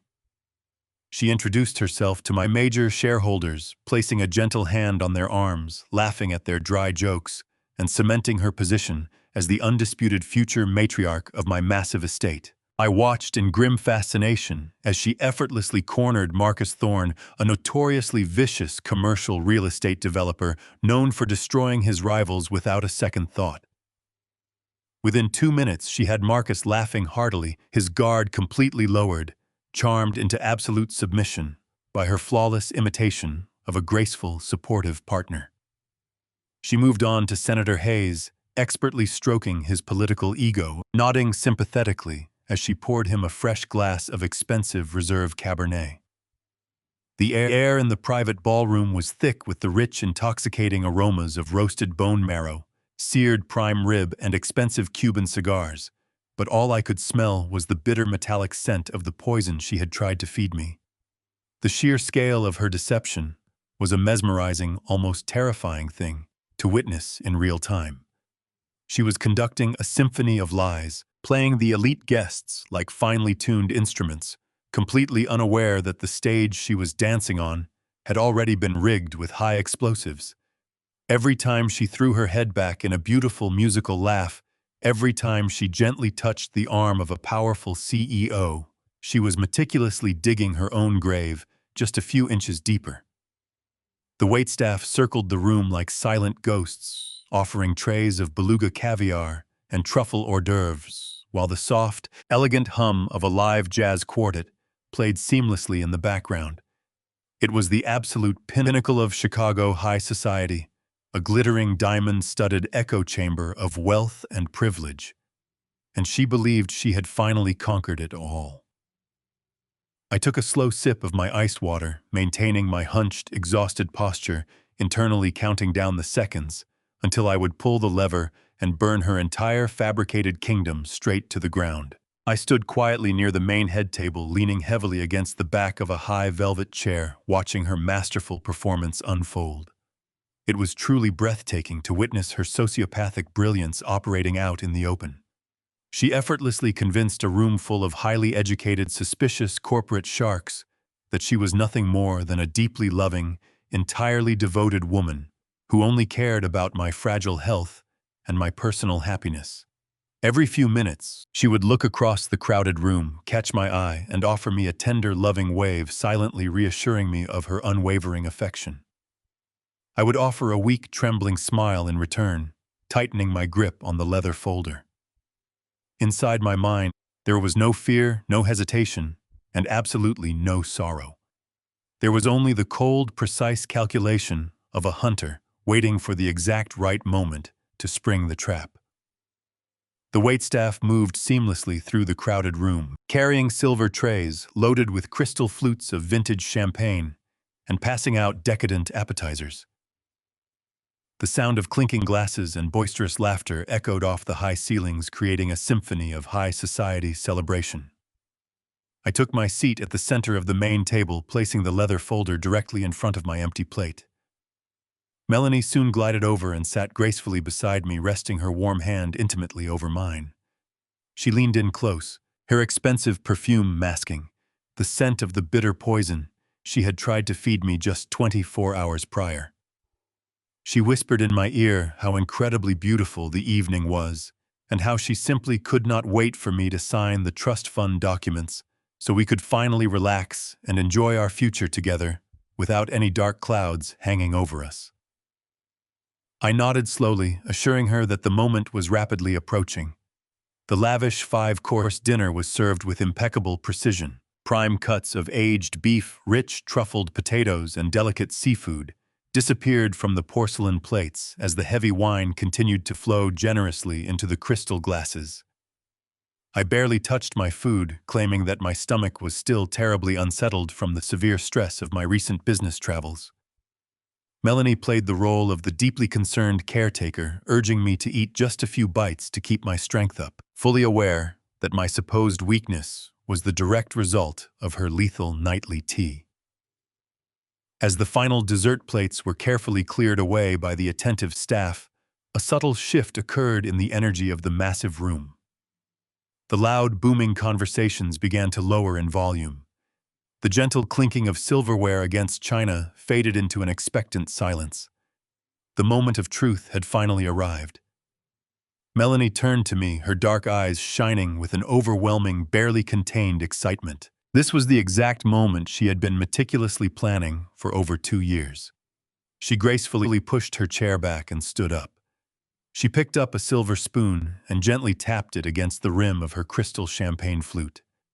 The clear, sharp, ringing sound instantly cut through the remaining murmurs in the ballroom, capturing the undivided attention of every single influential guest in attendance. 150 pairs of eyes turned toward the main table, locking on to the stunning woman in the red silk gown. Melanie took a deep theatrical breath, looking out over the crowd with a perfectly crafted expression of profound humility and overwhelming gratitude. She began to speak, her voice trembling just enough to convey deep, genuine emotion without sounding entirely unhinged. She thanked everyone for coming to celebrate our union, expressing how incredibly intimidated she felt, standing in front of such distinguished, highly successful individuals. She then launched into a masterful, tear-jerking narrative about her supposedly tragic, lonely past. She spoke eloquently about how she had spent her entire life completely alone, fighting tirelessly to survive in a cold, unforgiving world without a single soul to rely on. She claimed she had known nothing but profound hardship and bitter isolation until the miraculous day she met me. She turned her body slightly, looking down at me with eyes swimming in perfectly timed, glistening tears. She told the silent, captivated audience that I had completely saved her from a life of unbearable darkness. She declared that I was her ultimate protector, her singular safe harbor, and the only family she had ever truly known. She raised her crystal flute high into the air, her voice catching in a beautiful, entirely fabricated display of vulnerable devotion, and proposed a toast to a future built on absolute trust, unbreakable loyalty, and unconditional love. The wealthy crowd was entirely moved by her flawless performance. A thunderous round of genuine applause erupted through the grand ballroom. I let the heavy applause wash over the room for several long seconds before I slowly, deliberately pushed my leather chair back and stood up to face the crowd. I reached down and picked up a silver microphone resting on the table, holding the thick leather folder firmly against my chest with my other hand. The room immediately quieted down, the guests offering their respectful silence to the man of the hour. I looked out at the sea of expectant faces, and then I turned to look directly at the beautiful woman standing right beside me. "Melanie is right," I announced, my steady voice echoing powerfully in the completely silent room. "She came from nothing, and to prove my absolute devotion, I am signing this document tonight to ensure she gets exactly what she deserves." I signaled the audiovisual team standing in the back of the grand banquet hall. The heavy velvet curtains at the far end of the ballroom slowly began to close, plunging the massive space into a dramatic, expectant dimness. High above us, the mechanical hum of the motorized projector screen filled the quiet air as it descended smoothly from the ornate ceiling. I stood perfectly still at the microphone, watching the eager, smiling faces of Chicago's wealthiest elites. They were waiting for a heartwarming montage of romantic photographs celebrating our perfect love story. Melanie stepped slightly closer to me, her face flushed with the intoxicating thrill of her impending victory. She reached out and delicately placed her hand on my arm, ready to play the blushing bride for the cameras. Instead of a soft, romantic melody, the sharp, piercing glare of the high-definition projector suddenly cut through the darkness. The massive screen illuminated the ballroom with a blinding white light. A collective gasp rippled through the crowd of 150 guests. There were no photographs of us walking hand in hand. There were no smiling portraits or vacation memories. Displayed in massive, unescapable detail across the 20-foot screen was a scanned copy of my $20 million life insurance policy. Specifically, the screen showed the final page of the amendment document. The exact page Melanie had secretly altered in my office just 48 hours prior. Magnified to 10 times its normal size was my forged signature, expertly crafted, but now surrounded by a thick, glaring red stamp that read, Federal Bureau of Investigation, confirmed forgery. The silence that instantly descended upon the room was absolute and suffocating. The wealthy guests stared up at the screen in shock, their glasses frozen in midair. Beside me, I felt Melanie's hand suddenly go entirely rigid against my arm. I slowly turned my head to look at her. The confident, radiant glow had been violently ripped from her face, replaced by a mask of pure, unadulterated terror. Her mouth opened and closed silently, like a fish pulled out of water. The crystal champagne flute slipped from her grasp, plummeting toward the floor. The sound of the fragile glass shattering into 100 pieces against the polished hardwood echoed through the silent ballroom like a gunshot. "Harrison!" She stammered, her voice a thin, reedy squeak that barely carried over the microphone. "Harrison, what is this? What is happening? Is this some kind of terrible joke? Please tell them to turn that off." She tried to force a desperate, hollow sound that died in her throat the moment she looked into my eyes. She was waiting for me to break the tension, to smile and assure the crowd that it was just a bizarre prank. I did not smile. I simply looked down at her with a cold, hollow expression that contained 40 years of ruthless corporate survival. "There is no joke, Melanie," I said into the microphone, my voice steady and completely devoid of emotion. "There is only the truth." I pressed the small remote control in my hand. The image on the massive projector screen instantly shifted. A new document appeared in high definition. It was a certified, heavily redacted bank statement from her private account. The screen clearly highlighted a specific recurring transaction in bright yellow. It was the automated wire transfer of $15,000 sent directly to Valley Pines Medical Care. A low murmur of confusion and growing alarm began to spread through the audience. The people in this room were financial experts. They understood exactly what they were looking at. They were looking at a massive hidden expenditure that did not align with the tearful story of a penniless abuse survivor she had just sold them minutes ago. "You told me you had absolutely no one in the world," I announced, making sure every single person in the room could hear the cold clarity in my words. "You told me you were completely isolated, running from a violent past, desperate for a safe harbor. Yet every single month you have been secretly wiring $15,000 of untraceable cash to a medical facility in Pennsylvania. You were draining a very large fortune to keep a very dark secret hidden in a damp, decaying basement. You thought my wealth made me blind. You thought my age made me an easy, pathetic target."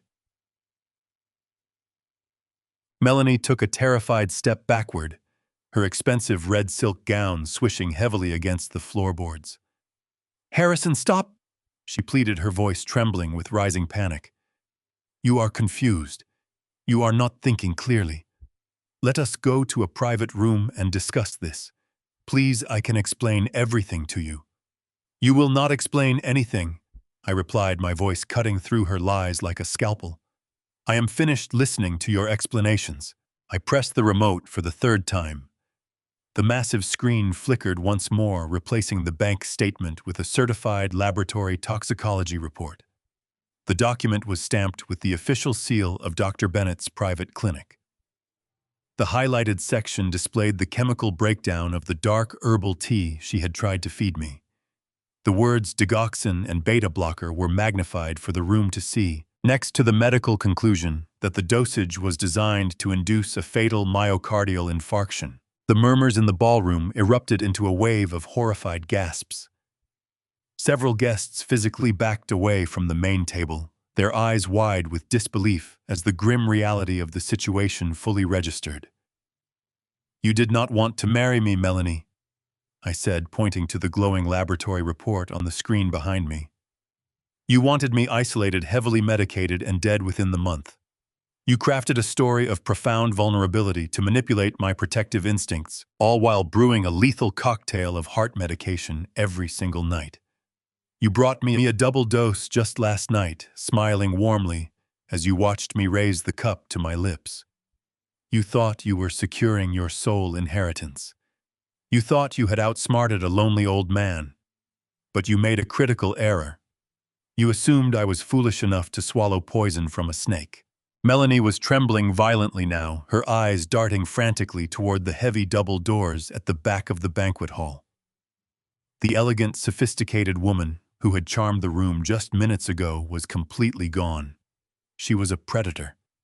The sheer weight of the public humiliation was crushing her. She was being utterly dismantled in front of the very high society elite she had desperately sought to impress and rule. "You are insane!" she shrieked, pointing a shaking finger at me. "Hai is insane. Hai is a sick, paranoid old man making up terrible lies because I refused to sign his oppressive prenuptial agreement. Do not listen to him." I lowered the microphone slightly, stepping forward, until I was just inches away from her terrified face. I looked down into her wide, panicked eyes, savoring the absolute destruction of her carefully constructed world.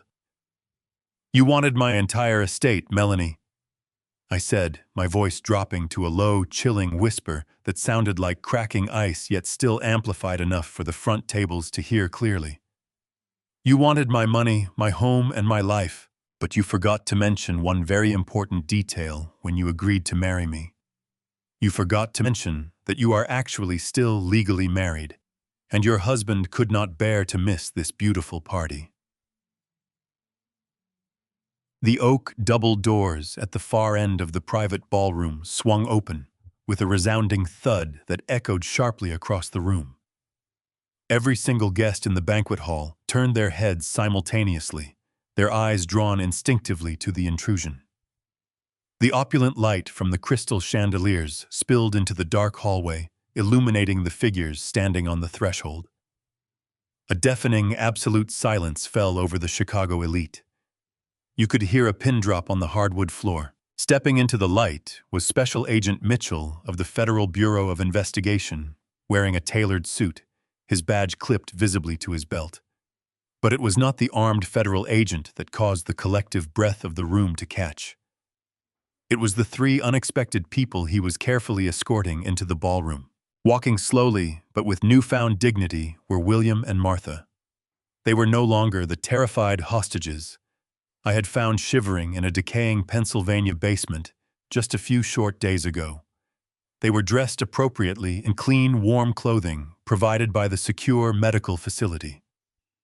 The crushing weight of sheer panic had been entirely lifted from their frail shoulders. They held their heads high, stepping into the glamorous room without a single ounce of lingering fear. Positioned securely between them, smoothly pushed by a highly trained medical technician, was a motorized wheelchair. Sitting securely in that customized chair was George. He was no longer hidden away in the damp, freezing belly of a rotting house. He was meticulously groomed, dressed comfortably in a soft sweater, and covered delicately with a heated medical blanket. While he remained in a fragile neurological state, he was breathing steadily, surrounded by the absolute best portable life support technology money could buy. He was alive, profoundly safe from his tormentor, and undeniably present to witness the destruction of the woman who had stolen his life. I turned my gaze away from the grand doors and looked directly at the woman standing closely beside me. I wanted to witness the exact moment her entire sociopathic universe imploded. Melanie was staring fixedly at the incoming wheelchair with an expression of sheer paralyzing horror. Her jaw was unhinged, her chest heaving in rapid, shallow spasms of terror. The triumphant flush that had colored her beautiful cheeks all evening vanished in a millisecond, leaving her skin a sickly, translucent white. The flawless illusion of the elegant, loving bride was violently stripped away, finally, revealing the terrified predator hiding underneath. She slowly raised her trembling hands to the sides of her head, her fingers clawing deep into her perfectly styled hair. A low, guttural, animalistic sound began to build deep within her throat. It was a sound devoid of humanity, a pure visceral vocalization of absolute defeat.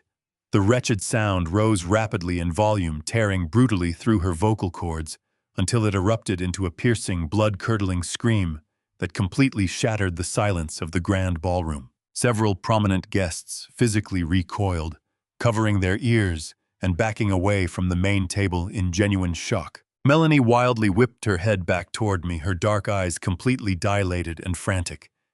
She looked desperately at my cold, unyielding expression, searching for a trace of the foolish, lonely old man she thought she had conquered. She found absolutely nothing but the calculating executive who had utterly outmaneuvered her on every single front. She finally understood that I had known her terrifying secret for days. She fully realized that every tender kiss, every loving reassurance, and every grand promise of a massive trust fund had been a meticulously crafted lie designed to lure her into this inescapable slaughterhouse. Her survival instincts, honed by years of manipulating and destroying innocent people, finally overrode her crippling shock. She realized that her carefully constructed world was obliterated beyond any hope of repair. The immense wealth, the lavish lifestyle, and the high society status she desperately craved were gone forever. The only thing left for her now was the frantic preservation of her own freedom. She spun around rapidly, her expensive emerald necklace whipping violently across her collarbone. She abandoned every single ounce of her remaining pride and bolted. She did not attempt to run toward the main entrance where Agent Mitchell and her parents stood firmly blocking the path. She instantly turned and sprinted directly toward the swinging metal doors of the kitchen service exit, located on the far left side of the banquet hall. She moved with reckless speed, her stunning red silk gown snagging forcefully on the edges of the wooden dining chairs and tearing audibly. She shoved violently past a dense group of stunned hedge fund managers, knocking a large silver tray of champagne glasses straight out of a terrified server's hands. The fragile glasses crashed onto the floor, sending a spray of sharp crystal shards across the carpet. But Melanie did not break her desperate stride. "Get out of my way!" she shrieked hysterically, her voice cracking with sheer unfiltered desperation as she literally clawed her way through the bewildered, paralyzed crowd of highly influential guests. She was less than 20 feet away from the service exit. She was extending her arms, fully ready to crash through the swinging doors and disappear into the vast labyrinth of the commercial kitchens. She deeply believed she could still slip through the cracks, escape silently into the cold Chicago night, and vanish completely before the federal authorities could organize a successful pursuit. But I had not built a billion-dollar commercial supply empire by leaving my vulnerable back doors unguarded. I had thoroughly anticipated every single variable of her desperate escape. As Melanie lunged aggressively for the exit, two female waitresses carrying empty silver trays near the kitchen doors suddenly dropped their props. They were not catering staff. They were highly trained undercover federal agents, strategically positioned by Agent Mitchell, exactly for this chaotic scenario. Before Melanie's reaching hands could even touch the metal surface of the swinging doors, the two federal agents moved with blinding coordinated speed. The first undercover agent effectively intercepted Melanie's frantic forward momentum, firmly grabbing her right shoulder and forcefully twisting her body to the side. The second agent swiftly swept her legs out from under her in a flawless, highly practiced tactical maneuver. Melanie let out another piercing shriek of profound agony as her feet left the ground. The two strong agents tackled her forcefully to the thick carpet, pinning her violently against the floor right in the middle of her incredibly expensive shredded red silk gown. Melanie thrashed wildly against the floorboards, kicking her legs and screaming vile obscenities that echoed loudly off the high ceilings of the upscale steakhouse. The two undercover agents easily subdued her frantic struggling, swiftly pulling her arms firmly behind her back. The sharp, unmistakable, cold, metallic ratcheting sound of heavy steel handcuffs locking securely into place cut cleanly through the ambient noise of the stunned room. The massive crowd of elite guests stood frozen in absolute shock, their mouths open, staring in sheer disbelief at the beautiful future bride now pinned mercilessly to the floor like a common criminal. The trap had slammed completely shut, securing the ultimate victory over a ruthless, calculated predator who had drastically underestimated my resilience, my intelligence, and instinct for survival. As I watched her being hoisted roughly to her feet by the federal authorities, her perfect facade destroyed forever, I felt no pity, no regret, and absolutely no lingering sorrow. I stood tall at the head of the banquet table, straightening the cuffs of my tailored jacket, and looked out over the sea of utterly bewildered, highly influential faces staring back at me in total silence. The grand ballroom remained completely motionless as the weight of the astonishing, spectacular revelation fully settled over the frightened crowd, leaving a heavy, chilling atmosphere that would undeniably be remembered and spoken about in elite corporate circles for many decades to come. The final hunt was officially over. I had successfully reclaimed absolute control of my life, my vast commercial legacy, and my unwavering future, proving that true personal power never fades away into the cold, silent night. Special Agent Mitchell stepped forward from the massive oak doors, his heavy leather shoes making no sound against the thick carpet of the grand ballroom. He walked with the measured, unhurried pace of a man who had completely secured his objective. The room remained trapped in a suffocating, breathless silence. The influential guests, the ruthless hedge fund managers, and the powerful real estate tycoons were utterly frozen, their eyes locked on the chaotic scene unfolding right beside the main banquet table. Melanie lay pinned to the floorboards, her chest heaving violently against the weight of the two undercover federal agents holding her down. Mitchell stopped just a few feet away from her struggling form. He reached into his tailored suit jacket and pulled out a small black leather notebook, though he did not need to read from it. He looked down at the woman who had spent 2 years orchestrating a brilliant, remorseless campaign of manipulation and deceit. He cleared his throat, and his authoritative voice projected clearly across the silent, cavernous space, ensuring that every single socialite in attendance heard the absolute destruction of her pristine reputation. He informed her that she was officially under arrest.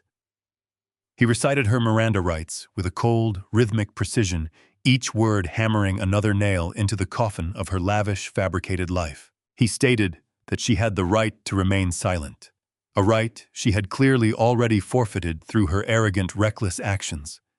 He listed the federal charges against her. The words wire fraud and federal forgery echoed against the high ceilings. But it was the final devastating charge that caused a renewed wave of horrified gasps to ripple through the wealthy crowd. Agent Mitchell looked her directly in the eyes and firmly stated she was also being charged with 2 counts of premeditated attempted murder. The sheer reality of those profound charges finally shattered the last remaining fragments of her carefully constructed psychological armor. The elegant, soft-spoken, sophisticated woman who had charmed Chicago high society completely evaporated into thin air. In her place, a feral, cornered predator emerged. Melanie began to thrash violently against the floor, her legs kicking out with desperate, wild energy. Her expensive emerald green heels scraped loudly against the polished wood. The beautiful, custom-tailored red silk gown that she had proudly worn like a royal mantle was now twisted, stained, and completely ruined. Her perfectly styled hair clung to her face in messy, sweat-soaked strands. Her heavy makeup, streaked with terrified tears, smeared darkly across her pale cheeks, giving her the appearance of a deranged, broken phantom. She twisted her neck, glaring up at me with a look of pure, unadulterated hatred. The charming, loving fiancé was gone. She opened her mouth and unleashed a torrent of venomous, spiteful obscenities. She screamed that I was a pathetic, lonely old man who deserved to die alone in a giant, empty house. She shrieked that she should have doubled the lethal dosage of her poisoned tea and finished the job the very first week she moved into my estate. She cursed my wealth, my business empire, and my entire existence, her voice cracking and breaking under the immense strain of her absolute fury. The distinguished guests watched in sheer, unbridled horror as the woman they had just applauded and admired transformed into a vicious, remorseless monster right before their very eyes.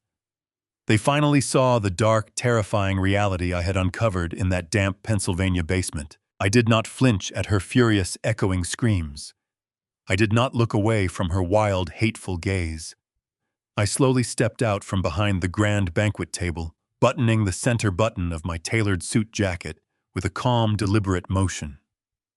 I walked forward, my posture tall and unyielding, projecting the absolute authority of a man who had spent 4 decades dominating the most brutal commercial markets in the country.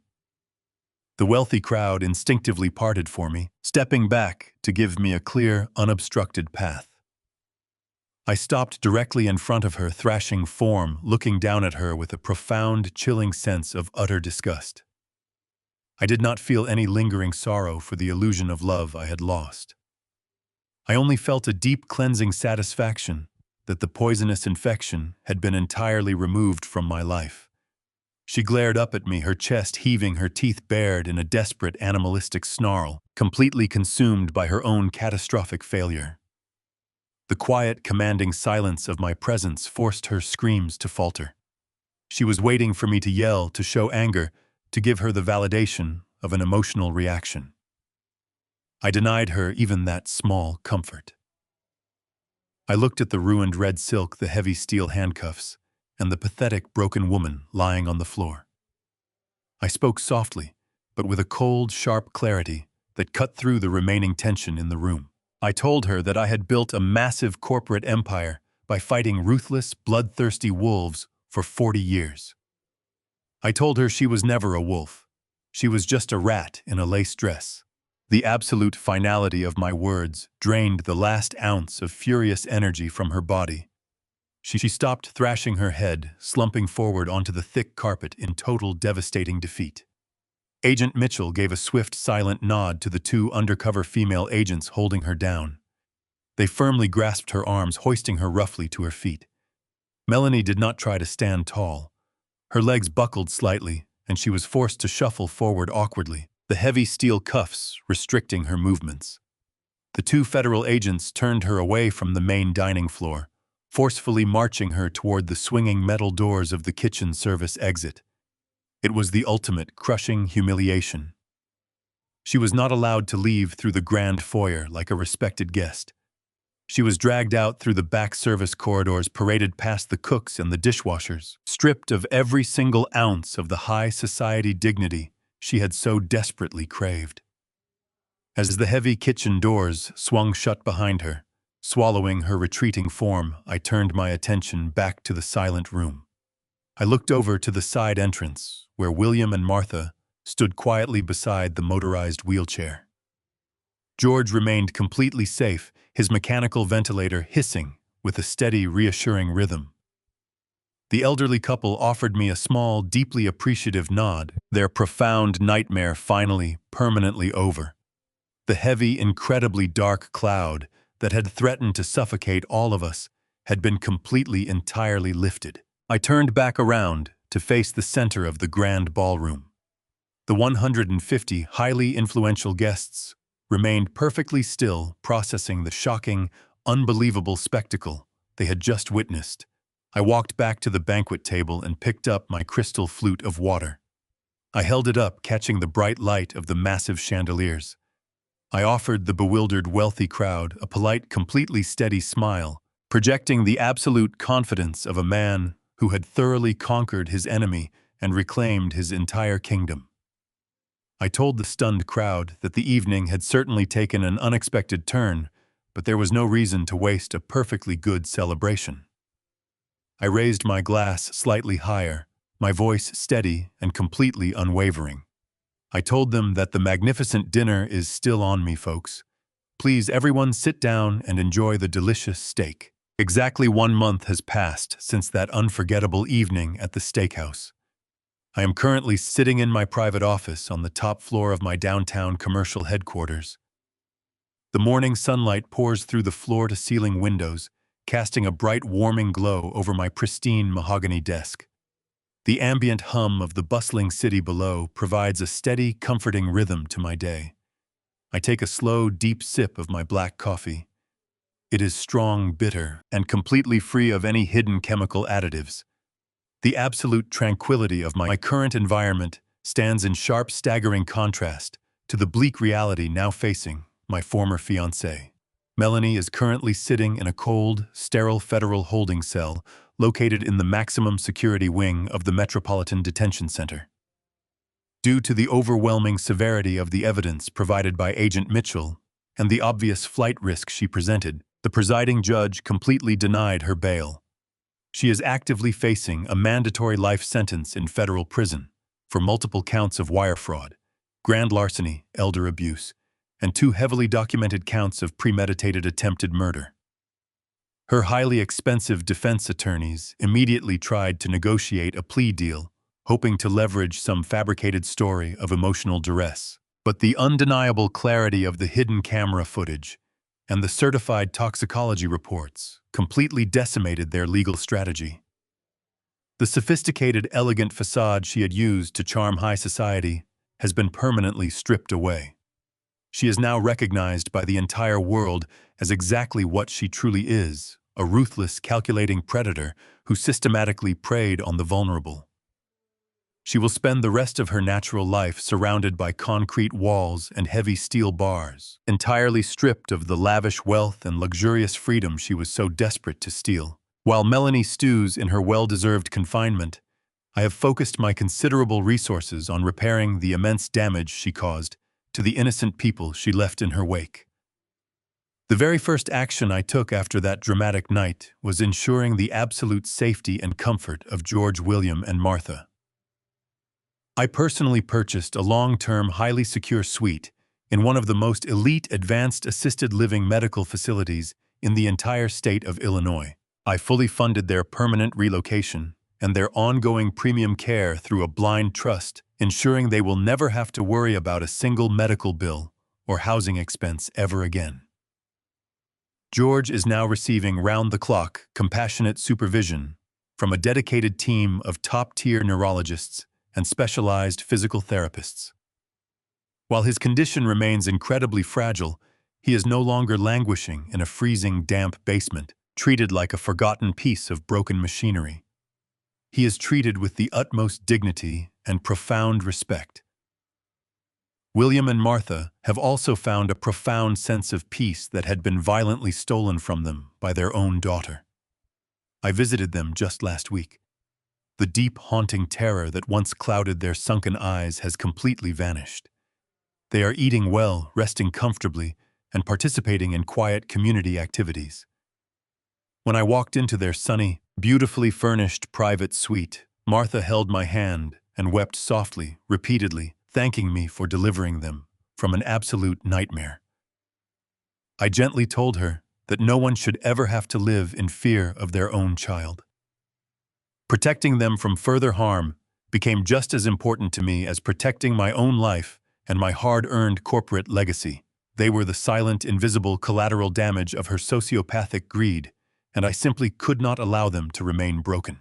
Sitting here in the quiet sanctuary of my corporate fortress, I have spent a great deal of time reflecting deeply on the terrifying reality of my situation. For 4 decades, I successfully dominated the commercial supply industry by being entirely ruthless, meticulously analytical, and aggressively suspicious of everyone who sat across the negotiating table. I built an impenetrable armor against corporate espionage and hostile financial takeovers. Yet, despite all of my seasoned experience and worldly wisdom, I was almost completely destroyed by a simple, quiet cup of evening tea. I was forced to acknowledge a very uncomfortable, humbling truth about myself. My immense wealth did not make me a target. My profound, aching loneliness made me a target. After my wife passed away, the crushing silence of my massive suburban estate created a desperate, unacknowledged vulnerability deep inside my heart. I wanted companionship so badly that I actively ignored the subtle, lingering inconsistencies in her tragic stories. I willfully allowed my natural protective instincts to override my basic common sense. Predators like her do not break into your house through a shattered window. They walk right through the front door because you willingly hold it open for them, completely blinded by the desperate hope that they are bringing genuine love into your empty life. But she made one fatal, catastrophic miscalculation. She heavily relied on the arrogant assumption that advancing age automatically equates to cognitive decline and irreversible weakness. She believed that my desire for a peaceful retirement would prevent me from verifying her background, investigating her mysterious financial transactions, or questioning her sudden obsession with my daily health routines. She forgot that a man does not build a billion-dollar empire by allowing people to play him for a gullible fool. My sharp mind, honed by decades of fierce, unrelenting commercial warfare, ultimately saved my life. The moment the very first red flag presented itself, the lonely old man stepped back into the shadows, and the ruthless corporate shark eagerly took the wheel. I did not panic. I did not confront her with emotional, disorganized accusations. I coldly gathered irrefutable evidence, secretly mobilized a tactical legal defense, and meticulously built a flawless, inescapable trap. I used her own blinding greed and arrogant overconfidence against her, letting her walk happily into the slaughterhouse of her own making. My vast business empire remains entirely my own, completely untouched, and legally secure for the future.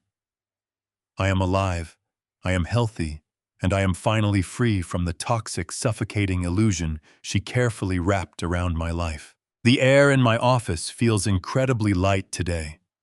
The heavy, dark shadow that loomed over my future has been permanently eradicated. I take another slow, satisfying sip of my bitter black coffee, looking out over the magnificent, sprawling skyline of the city I helped build. I have survived the most treacherous, intimate betrayal imaginable, and I have successfully emerged from the absolute darkness with my dignity, my fortune, and my unyielding spirit intact. There is a dangerous assumption that as we grow older, we become blind to the deceptions of the world. Predators prey on the elderly, assuming our need for companionship outweighs our common sense. But age brings a weapon sharper than youth, which is pure instinct. If someone tries to isolate you, hides their past, or rushes your future, listen to that quiet voice in your gut. Loneliness is painful, but willfully ignoring red flags is fatal. Never allow the fear of being alone to force you into handing over the keys to the empire you spent an entire lifetime building. If this story kept you on the edge of your seat, hit that like button and subscribe to the channel for more incredible real-life stories. Drop a comment below telling me where you are watching from and what time it is, because I read every single one of them.